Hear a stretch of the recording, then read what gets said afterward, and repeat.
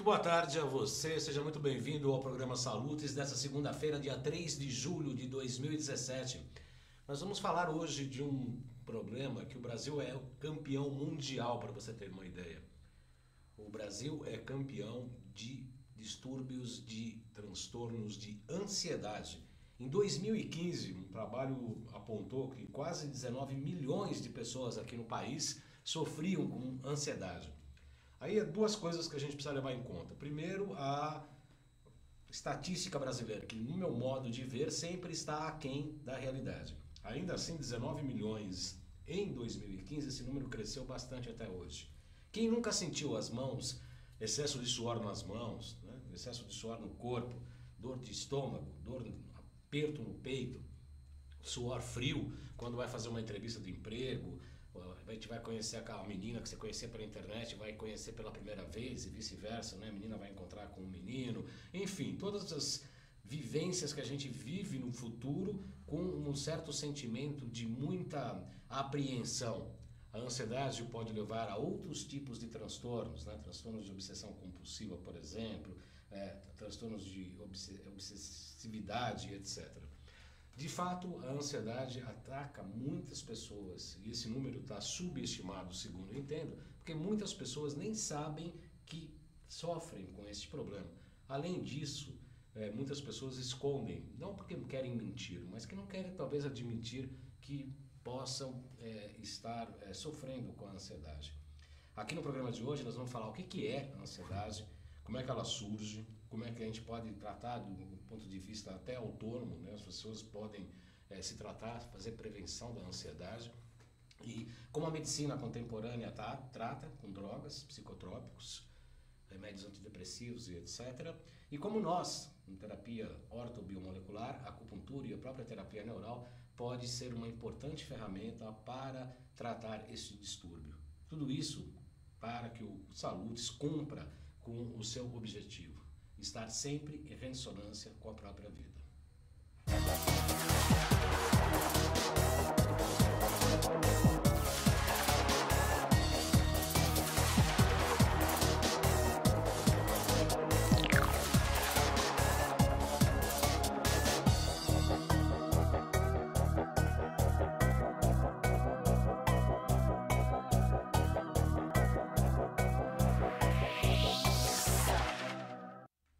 Muito bem, todos praticam a ansiedade de uma maneira geral, não é um grande distúrbio, ela é até importante, assim como o estresse, ela é importante para mobilizar determinados tipos de ação, atitudes. Óbvio que a gente chega aqui, vai entrar ao vivo, a gente fica ansioso antes de começar o programa.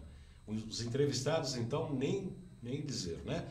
Principalmente porque eles não estão acostumados diante da iluminação, diante das câmeras, diante de uma transmissão ao vivo. Nós que estamos acostumados, fazemos o programa aqui uma vez por semana, já há quase 9 anos, aliás, há 9 anos já fazendo o programa aqui, a gente fica ansioso. Imagina um entrevistado que não está acostumado, óbvio que fica ansioso. A gente lida com isso praticamente toda semana aqui.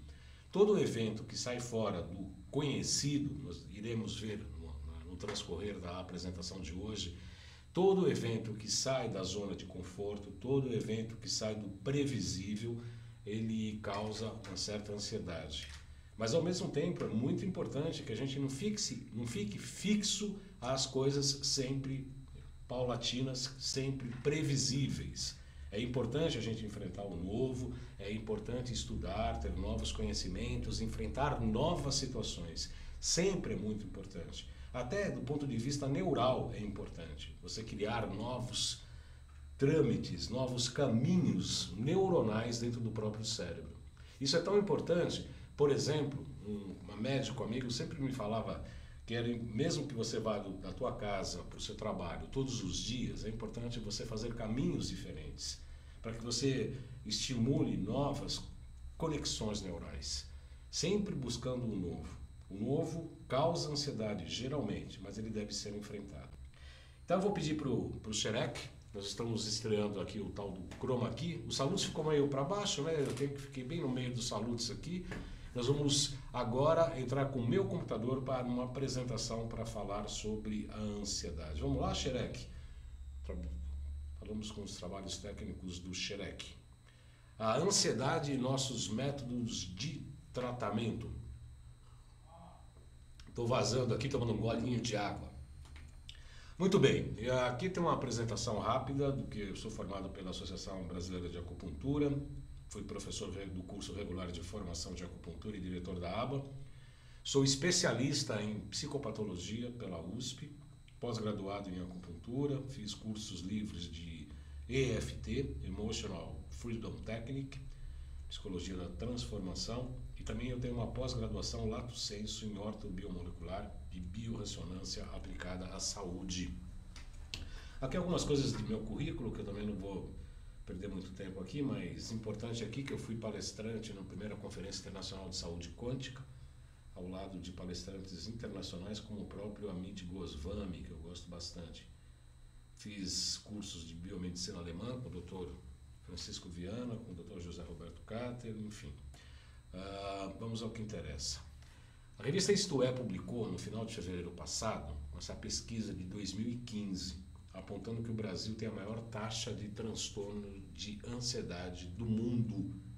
Para se ter uma ideia, lá em 2015, foram 18,6 milhões de brasileiros que viviam com algum transtorno de ansiedade. Naquele mesmo ano, 11,5 milhões de pessoas com depressão no país. Como eu disse no início do programa e também na nossa live, penso eu que esses números estão subestimados, né?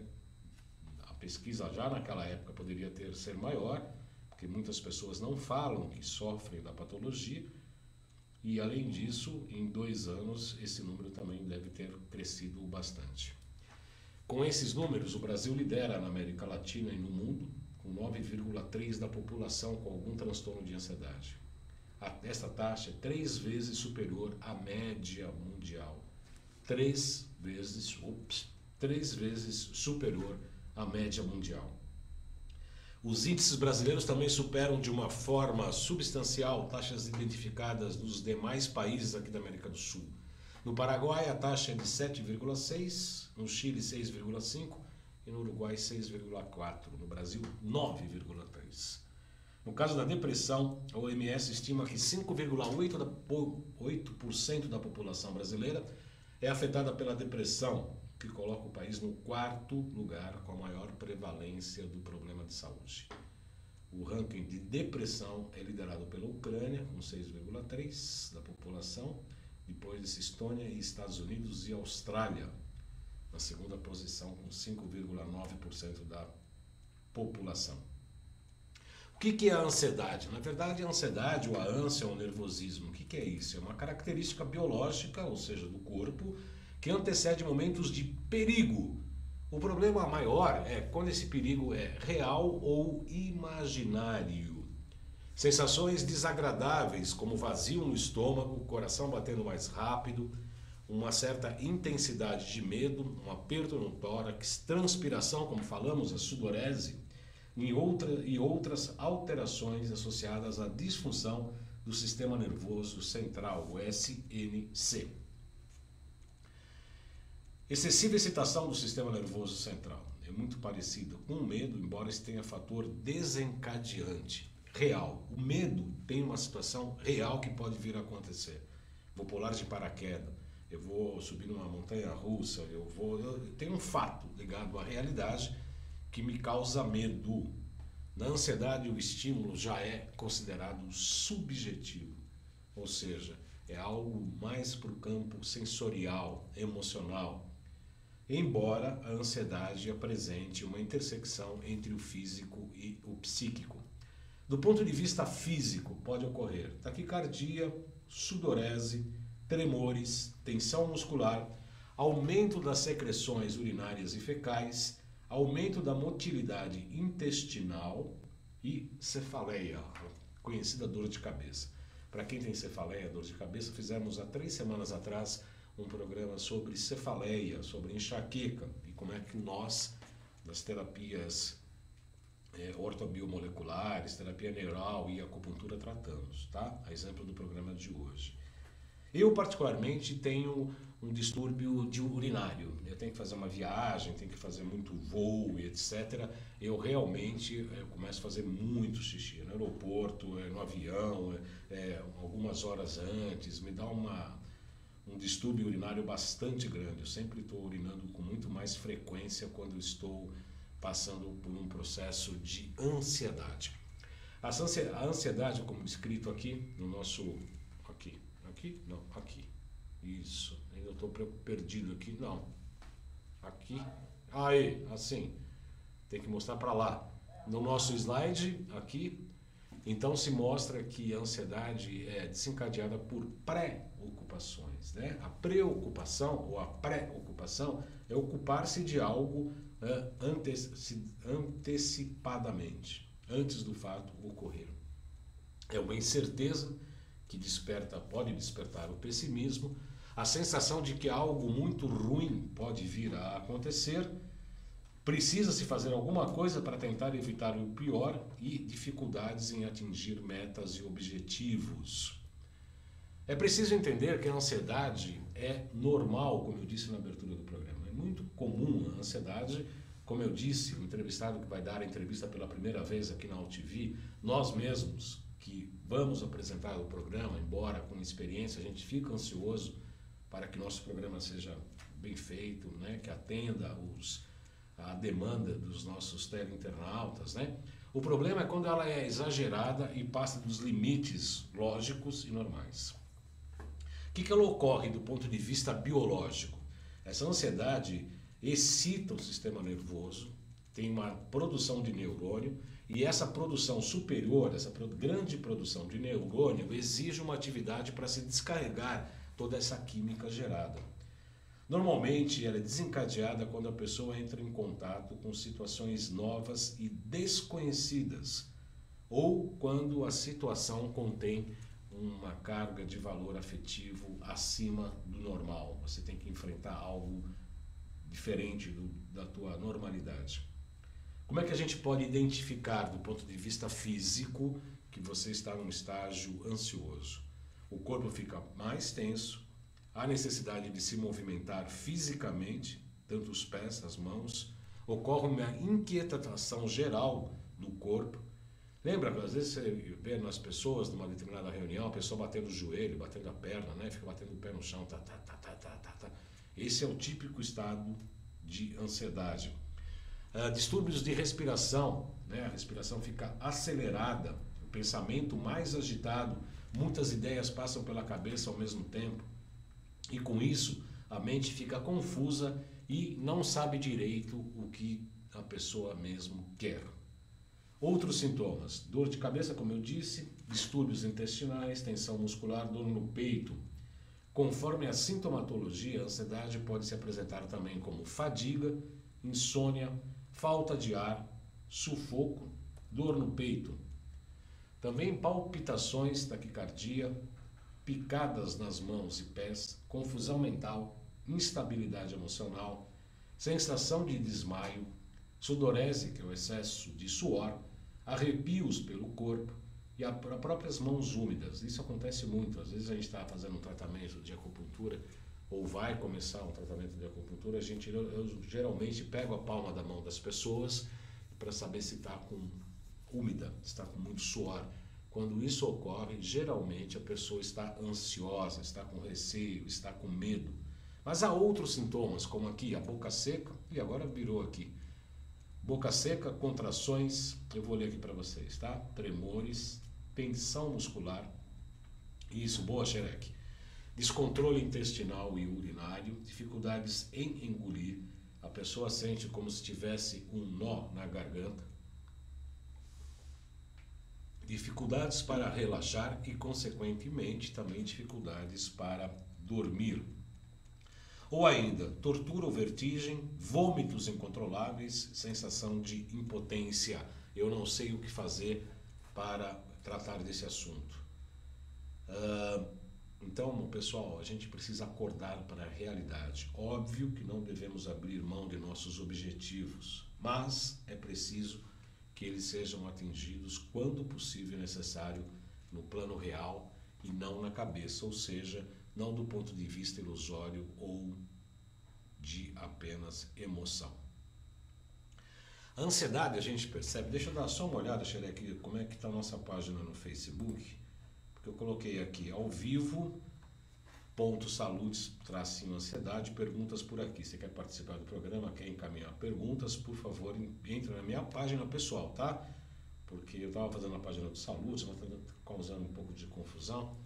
Então, na minha página JC Baldan, vocês podem comentar, participar do nosso programa de hoje. Carlos Lacerda fala, eu acho que eu tenho isso.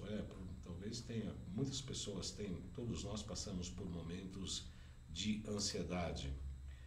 Muito bem, a ansiedade, transições, animação, apresentação do slide atual. Muito bem. A ansiedade está ligada também à baixa autoestima. Sentimentos de incapacidade de realizar tarefas ou de algo que lhe dê prazer. Medo também, inclusive, de realizar estas tarefas, mesmo ainda que não se tente, em níveis muito alto,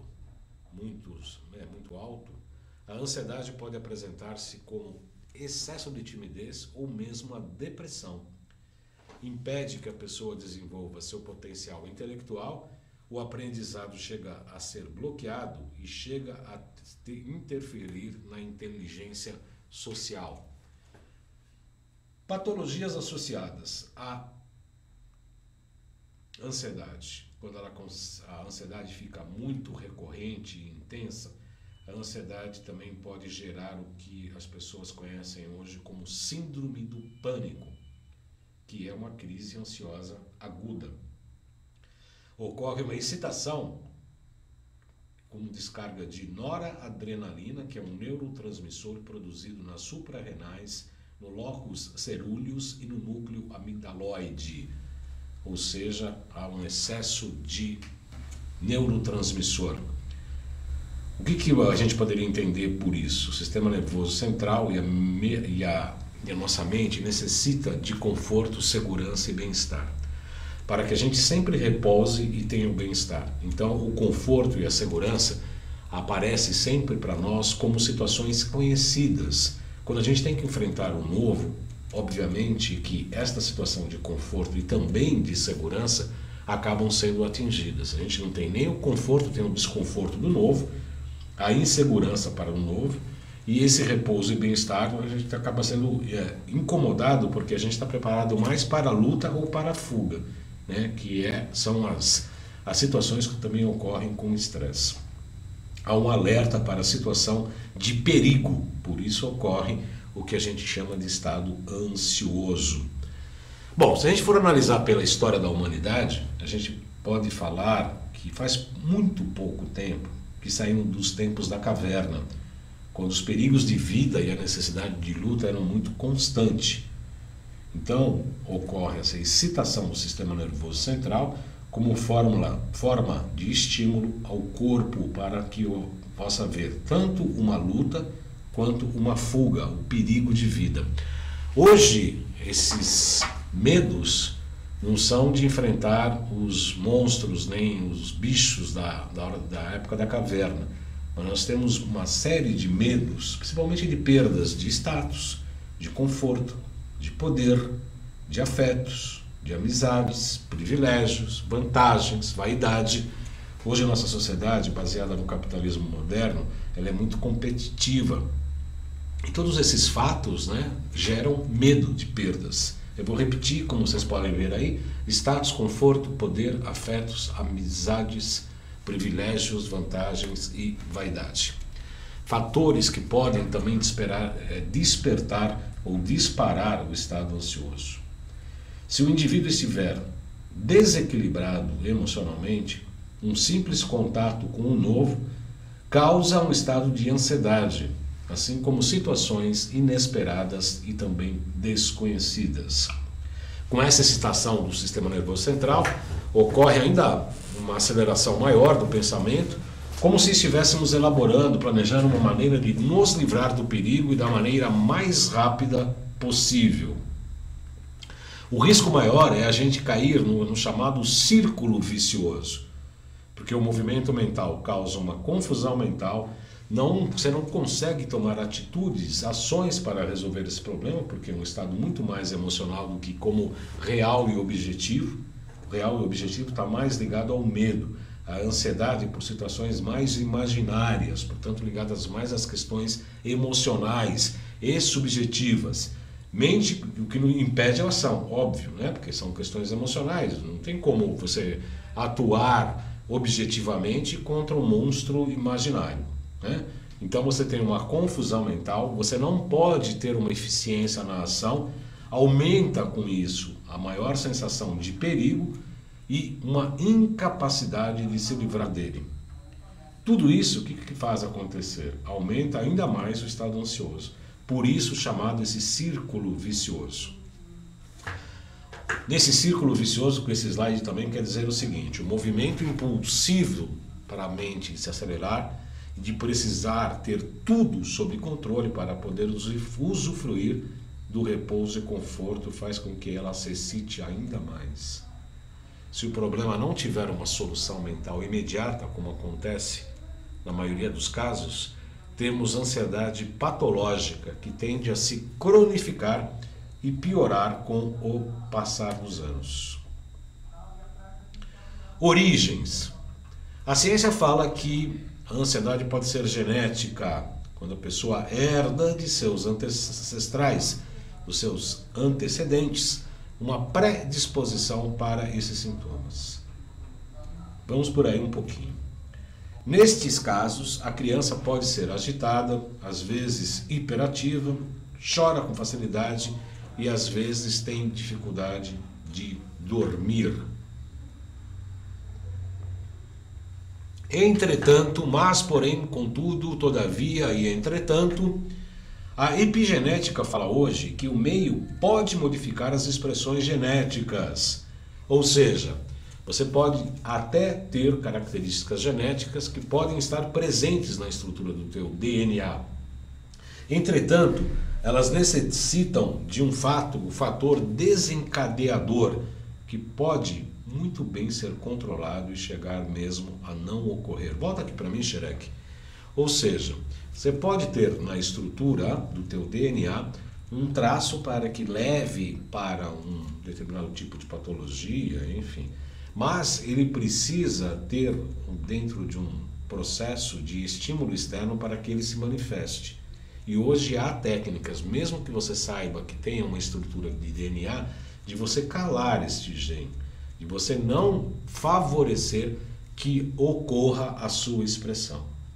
Ainda que se prove que a família ancestrais, pai, mãe, avós, tios, etc., tenham determinados tipos de distúrbios, sejam eles quais forem em relação ao DNA, inclusive da ansiedade, eles podem ser calados, eles podem ser tamponados, ou seja, evitar que eles se manifestem, tá? Isso fala sobre a epigenética. A segunda possibilidade da etiologia, ou seja, da origem da ansiedade, é uma infância carente e problemática. Aí a coisa fica um pouco mais complicada. Dificuldades dos pais, principalmente da mãe, de passar afeto e suprir as carências afetivas das crianças. Isso é muito comum. A gente que trabalha com terapia neural e também com a terapia ortobiomolecular, a gente faz uma anamnese no consultório. Um dos pontos básicos da anamnese, para a gente aprofundar e chegar nas raízes dos problemas, a gente sempre pergunta sobre traumas de infância. A gente vai lá na história da infância e relacionamentos com pai e mãe, né? Como é que foram, quais são as situações que ela ficou submissa, em que ela foi ridicularizada, em que faltou afeto, que a pessoa se tornou insegura, e etc, e etc, e etc. Todas essas situações podem gerar uma insegurança importante e tornar a criança mais exposta. A criança na época e depois os adultos, né? Mais expostos quando há a possibilidade de um condicionamento de que coisas ruins e sensações negativas, emoções negativas, podem ocorrer a qualquer momento. A terceira possibilidade de origem é a dificuldade de incorporar fatos e intercorrências novas ou desconhecidas.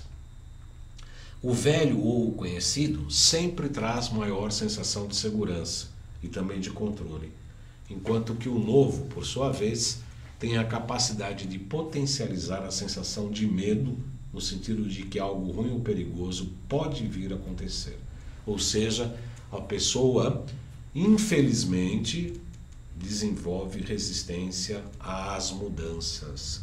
Mudar sempre é muito mais difícil do que manter o novo, porque o novo é conhecido, o novo te traz segurança, o novo te traz conforto.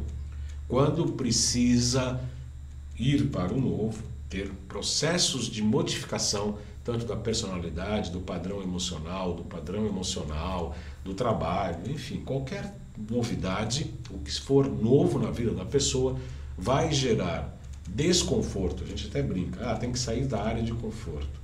Para crescer, nós temos que enfrentar áreas de desconforto com frequência, verificar o que é o novo e partir para o seu conhecimento.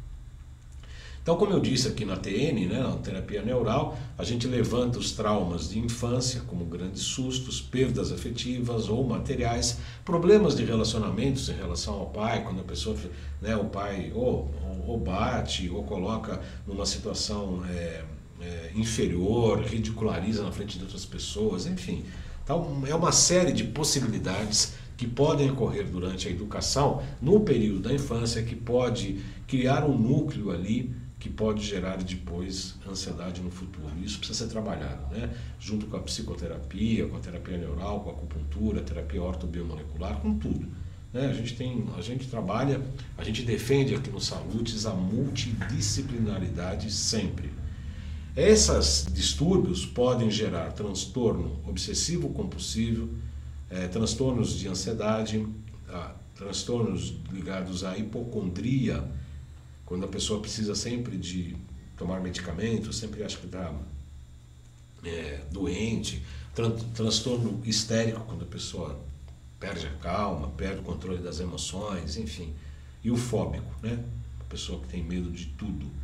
Como é que a medicina contemporânea, deixa eu ver que horas são, agora 14 horas e 35 minutos, estamos na metade do nosso programa, ainda não temos perguntas. A Regiane Teixeira, Cládice Felizardo, Isabel Cristina, Gisela Baroni, Érica Ribeiro Senise, Ricardo Parra, nosso colega aqui da UTV, Leonardo Campos, Maria Tereza Kern. Leonardo é professor lá em Minas Gerais. Maria Tereza Kern, lá do Sul, Ed Baldan, Cordeiro Colchões Quânticos, Lilian Paves, Luciana Fernandes, Fernanda Nutricionista e Regiane Teixeira estão curtindo o nosso programa. Nossa live, que foi muito bem humorada hoje, nós brincamos bastante, eu recomendo, está aqui embaixo na minha página do Facebook, tem muitas pessoas que já curtiram, a gente brincou bastante aqui antes do programa, que é um jeito de relaxarmos um pouco também, antes de começar o programa, e combater a ansiedade, que aliás é uma das possibilidades, você brincar um pouco com essas situações que podem vir a ocorrer. Estou gostando desse chroma key aqui.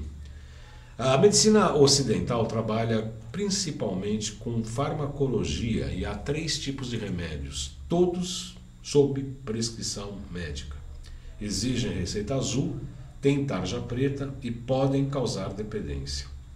A primeira classe são os ansiolíticos ou tranquilizantes. Ansiolíticos é para combater a ansiedade. Eles praticamente anestesiam parcialmente a sensibilidade neuronal.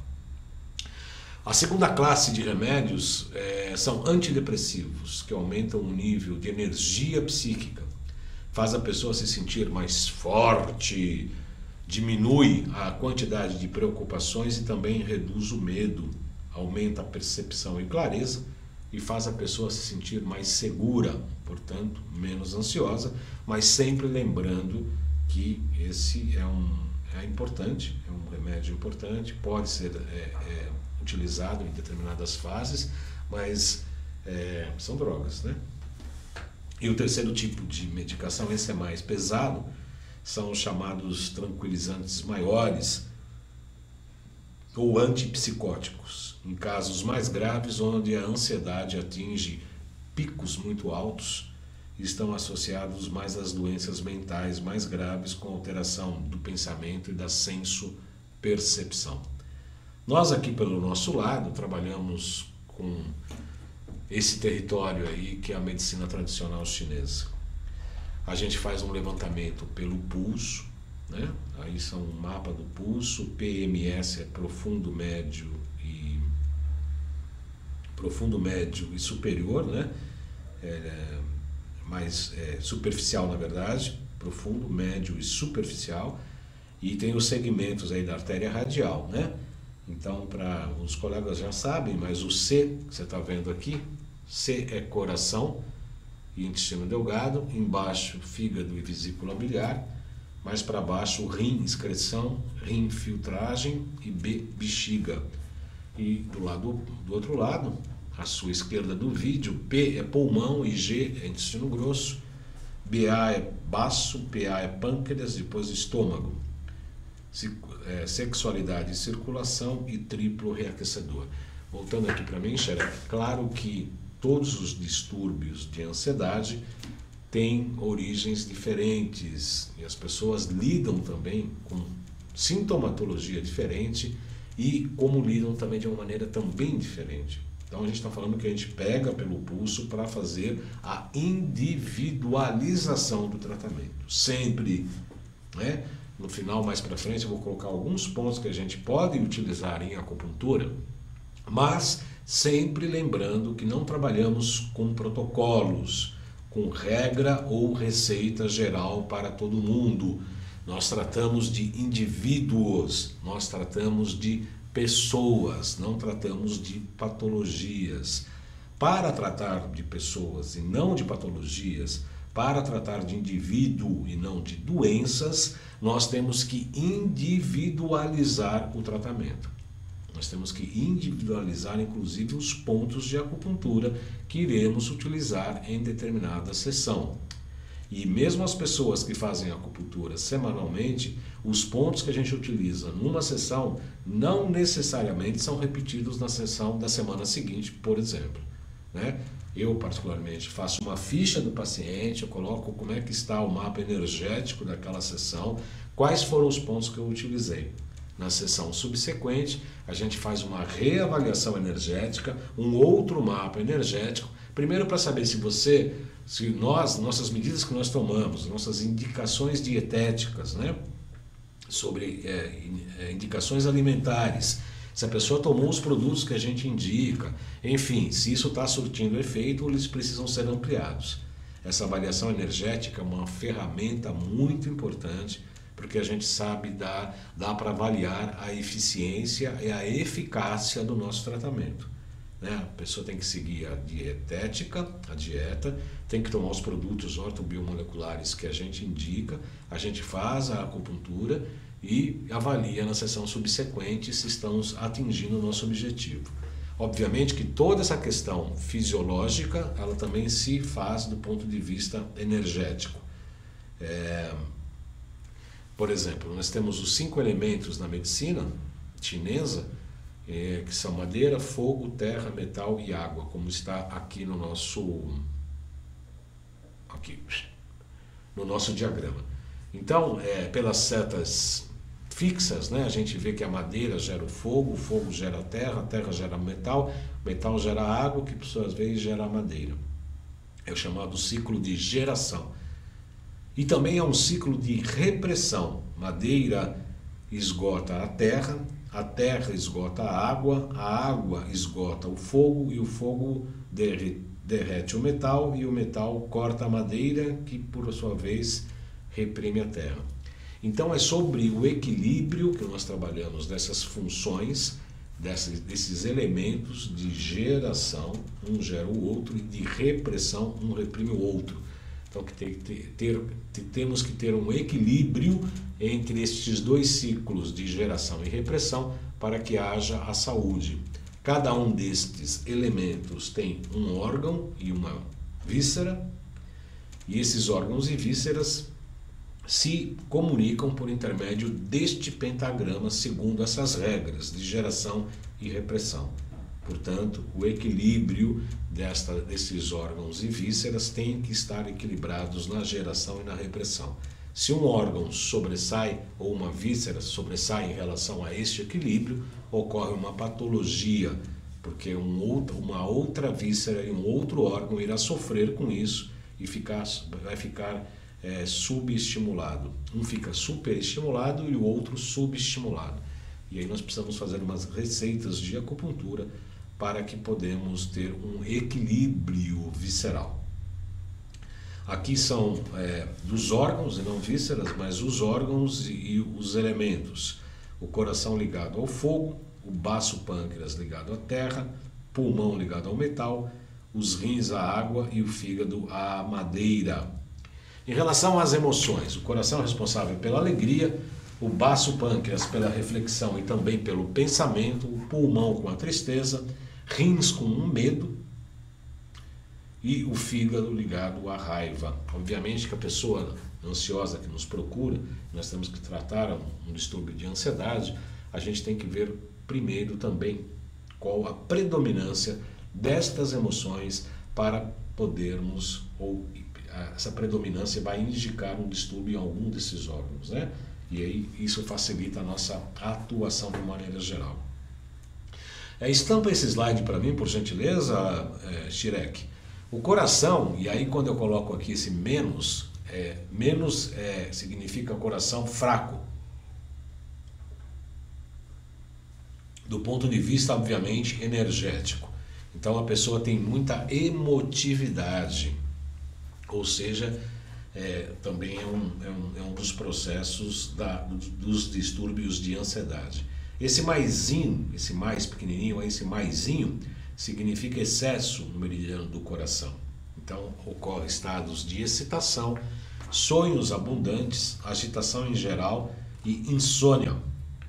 O fígado em insuficiência, né, com pouca energia, a pessoa é temerosa, também quadro de ansiedade por conta de receio, de medo. Se houver excesso de energia no fígado, a pessoa tem muitos estados de raiva. Baço pâncreas em insuficiência, a pessoa apresenta cansaço mental, dificuldade de concentração, excesso de energia no baço pâncreas, obsessão, que também gera um estado de ansiedade e também ideia fixa.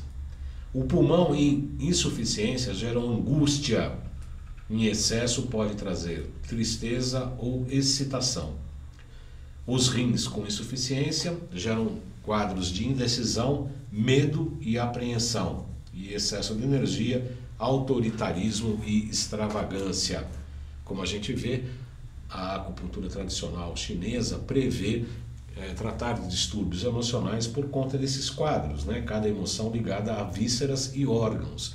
E a gente trabalhando órgãos e vísceras que estão subenergéticas para equilibrar, ou que estão com super energia também para acalmar, descer um pouco a quantidade de energia e também ajudar no equilíbrio. Se a gente levar em conta os quadros de geração e repressão, a gente sabe que a alegria, depois de muita alegria, depois de uma festa, você sai, é muito estado de alegria. Normalmente a pessoa tem um domingo, né? Você vai na festa no sábado, no domingo você está mais reflexivo, né? Teu time ganhou lá de futebol, eu assisto muito pouco futebol, mas quando você tem uma coisa de muita alegria, normalmente depois te leva a um estado mais reflexivo. Essa reflexão normalmente gera estados de tristeza. A gente vê que tudo é passageiro, inclusive a vida. A gente tem um dia vai morrer mesmo, né? Isso é um fato. E aí a gente começa a ficar um pouco triste, um pouco mais filosófico. Essa tristeza pode gerar um quadro de medo, e o medo acaba gerando depois uma raiva. Notem que essas emoções, de uma maneira geral, são emoções do inconsciente coletivo. Todos nós sentimos. Você não pode ser uma pessoa 100% alegre, senão você é um bobo da corte. Você também não pode ser uma pessoa só reflexiva, sem tomar ação. Você corre o risco de você ficar com pensamentos obsessivos e ideias fixas. Você também não pode ficar só triste, a tristeza movida pela reflexão. Esse medo que gera a tristeza gera, o medo, esse medo gerado pela tristeza, também é comum que nós sintamos, né? É importante também sentir medo, é importante. A falta de medo, destemor, também é patológico, tá? As pessoas que arriscam muito a vida, de atravessar uma corda entre aqueles 2 prédios de 350 andares, pode ser uma atividade de arte bacana, de circo bacana, mas se a pessoa tem isso como uma atitude constante, né, não tem medo de nada e coloca a vida em risco, esse destemor também é considerado uma patologia. E esse medo geralmente pode gerar a raiva. Levando em consideração aquele pentagrama do ciclo de geração e de repressão, a gente pode trazer isso para as emoções. A alegria reprime a tristeza, ou seja, se você está muito triste, procure fazer coisas que possam te alegrar. Ouvir uma música que você goste, ir ao cinema, vai dançar, sair para jantar num restaurante que você goste, faz coisas que te causem a alegria. Para reprimir a raiva, seria legal a gente trabalhar com coisas ligadas à tristeza, né? Pode ser até um Samuel Barber, por exemplo, aquelas melodias maravilhosas, mas que tem uma conotação e um tom de tristeza, por exemplo. A raiva reprime a reflexão reprime o medo e o medo reprime a alegria. Então, esse aí é um quadro de repressão e das emoções. Antes de eu ver aqui, volta aqui para mim, para eu te ver se tem alguma pergunta. Ninguém está perguntando nada? Que coisa, pelo menos estão curtindo, né? A Ione Lino, o Márcio Coronato, Cordeiro Colchões, Isabel Cristina, Ed Baldan, Érica Ribeiro Senise, computurista lá do Paraná, colega, Ricardo Parra, também nosso amigo aqui da UTV, Gisela Baroni, Lilian Paves, Leonardo Campos, Luciana Fernandes, Maria Tereza Kerni, Fernanda Nutricionista, Regiane Teixeira e Cládice Felizardo. Estamos no ar.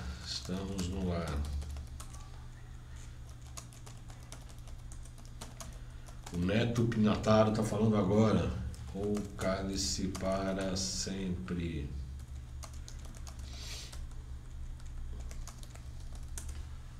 Então, estamos aqui ao vivo e eu estou com uma chamada aqui. Tem perguntas aqui sim. A Isabel Cristina, pelo qual agradeço a participação. Os sintomas da depressão e da ansiedade são bem parecidos. Como fazer para diferenciar? Ou podemos dizer que são transtornos irmãos associados? Bem, os sintomas da depressão e da ansiedade são bem parecidos sim. Normalmente a ansiedade ela pode começar antecipadamente. Ela começa primeiro com a ansiedade e ela pode gerar um estado depressivo, né? O excesso de crise de ansiedade com predominância de taquicardia pode levar a patologias cardiovasculares? São muitas dúvidas que parece que é a minha praia, diz a Isabel Cristina, que é estudante de farmácia. Isabel, o excesso de, se pode haver a taquicardia pode gerar patologia cardiovascular? Eu creio que isso pode vir a ocorrer, mas não creio que seja uma situação normal, não, né? Porque essa taquicardia ela é momentânea, ela é rápida, ela é ligada às questões emocionais, mas não são ligados os distúrbios patológicos de uma maneira geral. Eu não entendo isso como da cardiologia, de você ter um problema no coração por conta da ansiedade. Eu quero fazer um anúncio aqui do curso, 11º curso do nível 1 aqui em São Paulo, sábado, dia 15 de julho de 2017, nesse sábado, dia 15 de julho, das 9 ao meio-dia e das 13 às 17. No domingo, de 16 de julho, das 9 da manhã às 17 horas, são 14 horas aula. O valor custa R$1.190, R$1.190. O curso é na Alameda Jaú, número 72, no Jardim Paulista. O 12º curso de nível 1 em Porto Alegre será no dia 22 de julho, no sábado, das 9 às 17 horas, e também no domingo, das 9 também às 17 horas, com carga horária de 14 horas, também o mesmo valor, no local Flor de Lótus, Aromaterapia, Avenida Iguaçu, em Petrópolis, no bairro de Petrópolis, em Porto Alegre, no Rio Grande do Sul. O curso é de Bioeletrografia Digital. É um curso de capacitação. São Paulo, então, aqui em São Paulo, dia 15 e 16 de julho. Porto Alegre, dia 22 e 23 de julho. Mais informações pelo site bioeletrografiagdv.com.br. Repetindo, o site bioeletrografiagdv.com.br. Maiores informações podem ser obtidas pelo WhatsApp 19 9920-21351. Repetindo, o WhatsApp 19 9920-21351. Telefone 19 354 12431. 19 354 12431. Ok? É o curso de bioeletrografia promovida pelo Neto Pinhataro, que esteve aqui falando sobre esse problema. Tem mais perguntas aqui, deixa eu dar uma olhada. Isabel, eu não sei se você respondeu as suas questões.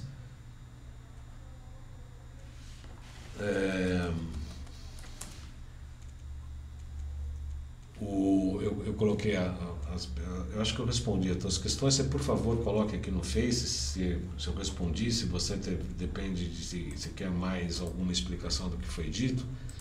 A gente está aqui à disposição, tá bom? Então, dando continuidade aqui, nós temos... Ih, acabou nosso tempo, é isso? Acabou? Nossa Senhora, então vamos lá, rapidinho. Tem alguns pontos de acupuntura do slide atual. Vamos lá, pontos de acupuntura que a gente normalmente pode utilizar no nosso consultório. Vaso maravilhoso INOE, CS6BP4, trabalhando com os pontos Rim 1, C3, que é coração 3579, vesícula biliar 3443, vaso concepção 6, 14, 15, 16, VG20. Mas como eu disse, normalmente a gente não fica seguindo o protocolo. Outra coisa que a gente trabalha no consultório com um aparelho, esqueci, o NeuroSpa, eu gosto muito desse equipamento. Ele é um microestimulador elétrico, atua diretamente no crânio. Utiliza a técnica CS, que é Cranial Electrostimulation, ou estimulação elétrica craniana. Consiste em uma forma segura de abordagem não farmacológica para tratar depressão, ansiedade, insônia, dor de cabeça, hiperatividade, doenças de déficit de atenção, entre outras. Eu utilizo esse equipamento junto com a acupuntura e terapia neural, amplia muito os resultados. Essas microcorrentes elétricas são emitidas pelo esse aparelho, aumentam os níveis de serotonina, beta-endorfina, GABA, DHEA, além de baixar os níveis de cortisol, produzindo aumento relativo de ondas alfa, padrões de atividade elétrica no cérebro, acompanhadas de sensações de relaxamento, serenidade e aumento do foco mental. Eu uso muito o NeuroSpa junto com a acupuntura e com a terapia neural. Aliás, coloca por gentileza, Xerec, o nosso GC da loja virtual. Esse aparelho está disponível na loja virtual para as pessoas, tanto para os terapeutas, para colocar nas suas máquinas, né, nos seus consultórios, quanto para o consumidor final. Ele é muito simples, são 2 eletrodos colocados aqui. Eu particularmente uso na testa, no VB14, mas pode-se colocar também próximo à carótida para controle das ondas cerebrais. Na quântica, aí a gente fala da quântica, eu não vou explicar isso agora. Da terapia neural é uma coisa importante, porque esse mecanismo da terapia neural é a busca da autorregulação do sistema nervoso vegetativo, portanto também atuando no sistema central, trabalhando na substância básica, segundo Pischinger e Heine. A terapia neural não busca retirar sintomas, busca significados dos desvios da sua forma natural. busca do momento perdido na história da vida do paciente mediante uma abordagem de singularidade e também de interdependência. Este programa vai subir para o YouTube e também estará disponível no site. Estou aprendendo, né? Por enquanto ainda está virtual aqui, eu estou meio perdido. Terapia neural trabalha com fluxo de informação e também problemas que causam mudanças no indivíduo e no todo como um todo. Terapia neural visa estabelecer o fluxo de informação adequado para que a pessoa encontre uma nova ordem, mas que seja de uma maneira harmoniosa para si mesmo e para o universo. Desta forma, a terapia neural atua para uma auto-eco-organização que podem parecer, em princípio, um pouco caótica, mas busca a ecologia da mente e do corpo. Aí está, então, uma figurinha de brincadeira para que haja um distúrbio ou um equilíbrio ecológico. E para encerrar esse programa, eu gostaria de colocar uma frase de Abraham Lincoln.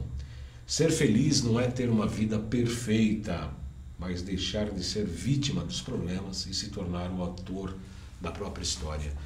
Porque se você ficar vítima, você fica preso no complexo, fica preso na dor, fica preso no passado, não vive situações novas, inclusive, não viver a ansiedade. Pode voltar aqui para mim, que eu quero voltar aqui para o Face para ver se eu tenho mais algum comentário ou...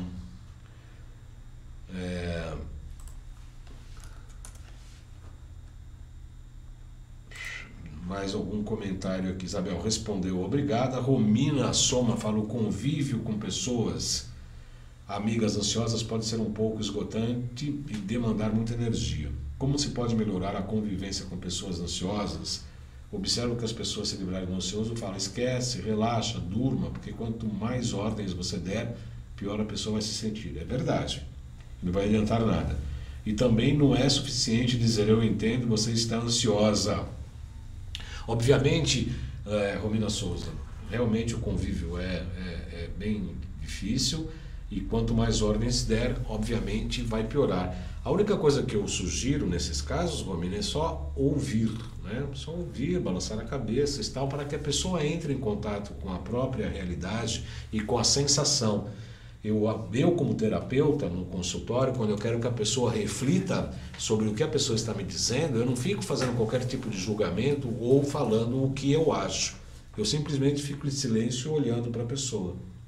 Só isso a pessoa vai acabar escutando mais o que ela acabou de dizer. Ela vai ficar escutando, ela vai perceber, vai prestar mais atenção no que ela acabou de relatar. Então eu recomendo o silêncio. O silêncio pode ser muito terapêutico nesses casos.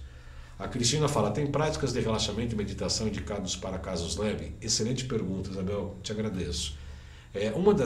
Como a respiração fica muito acelerada, uma das coisas que o indivíduo pode fazer, você pode fazer para evitar estados de ansiedade muito sérios e incontroláveis, é tentar respirar mais profundamente com o abdômen, principalmente. Enche o abdômen, a barriga bem embaixo. Respire mais profundamente, prenda um pouco a respiração e procure expirar também de uma maneira lenta. Então, inspire profundamente e devagar. Prenda um pouquinho o ar, 2 segundos, 3 segundos, nada mais do que isso. E expire lentamente. Procure se concentrar apenas na respiração. É difícil a gente se concentrar, é difícil manter o foco, é difícil meditar, mas com a respiração isso te ajuda e procure focar apenas na respiração.